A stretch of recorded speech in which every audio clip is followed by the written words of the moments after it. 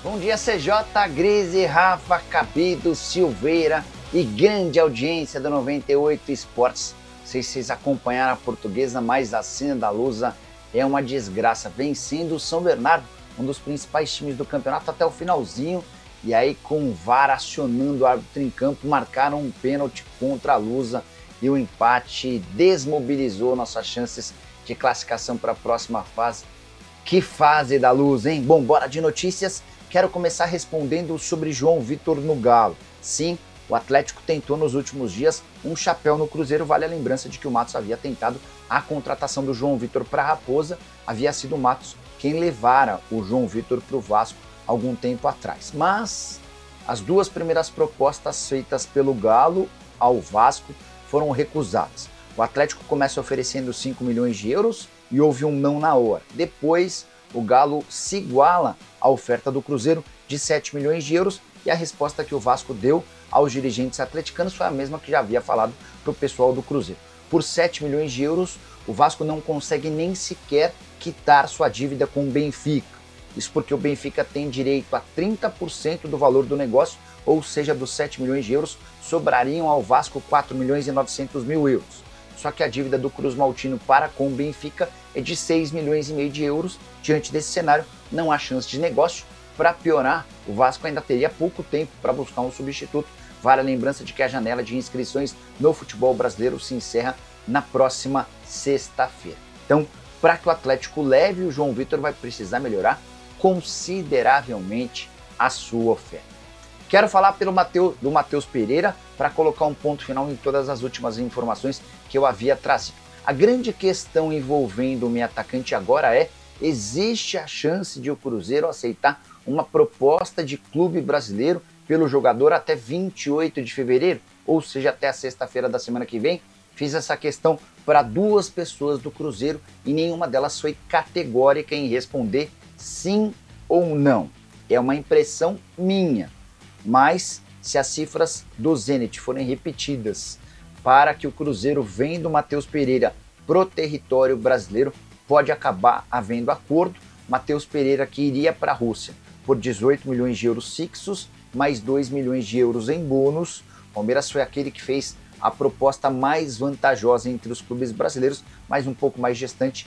O Palmeiras chegou a sugerir 14 milhões de euros. Havia contado para vocês nessa quinta-feira que o Matheus teve um desentendimento com o Alexandre Matos no vestiário do jogo contra o Atlético Paranaense em Curitiba. E isso é resquício de uma confusão que já havia acontecido um pouco antes no jogo contra o São Paulo no Morumbi. Na oportunidade, o Matheus teria desacatado o Pedro Lourenço, o Pedrinho BH, que é o dono da SAF do Cruzeiro. Na oportunidade, o Alexandre Matos não estava no vestiário e quando o Matheus fez um outro novo ato de indisciplina contra o Atlético Paranaense, o Matos foi para cima dele para cobrar hierarquia, respeito aos superiores e para tentar colocar as coisas no lugar. O pessoal do Deixa Disso entrou em campo para evitar uma discussão ainda maior e o clima acabou ficando um pouco mais ameno.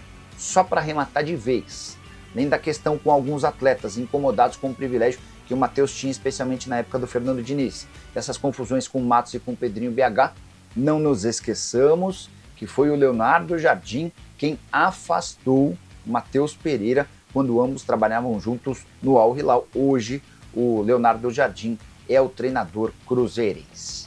Para fechar o vídeo, eu quero falar sobre o clube da Série A do Campeonato Brasileiro há mais tempo invicto. Quem vocês chutariam?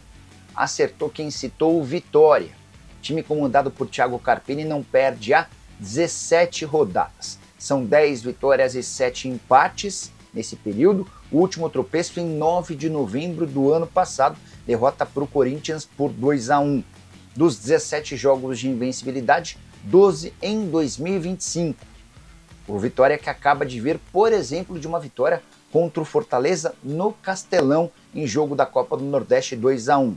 O Leão até aumentou um pouquinho sua folha salarial em relação ao ano passado, de 7 milhões, a folha subiu para algo na casa dos 8 milhões de reais. Time muito bem treinado por um Thiago Carpini que já havia feito sucesso com o Água Santa e também com o Juventude, embora reconheçamos, não teve muito êxito em sua passagem pelo São Paulo. Abraço para todos, grande fim de semana. Tchau, tchau. Você também, Nicolinha. Grande abraço, amigo. Bom final de semana pra você. João Vitor é uma boa aquisição, caso chegue no Atlético. Era um nome que estava sendo falado no Cruzeiro, né? Eu não enxergo ele chegando pra jogar, não. Também. 7 milhões de euros. Aí, assim... Quanto? Falar em 7 milhões, 5, 7 milhões. Eu não gastaria todo esse dinheiro por um zagueiro, a princípio, pra compor o elenco. Apesar que o Atlético hoje tem o Igor Rabelo e tem o Rômulo, assim, nas primeiras peças. Cara, eu daria mais minutos aí pro Rômulo... Mas não sei, não acho caro. Acho o João Vitor um zagueiro ok, não acho ele um grande zagueiro, não. É isso, a mesma análise que a gente fez pro Cruzeiro, a gente faz pro Atlético. Mesma coisa. Esse valor aí não tá rolando não, né?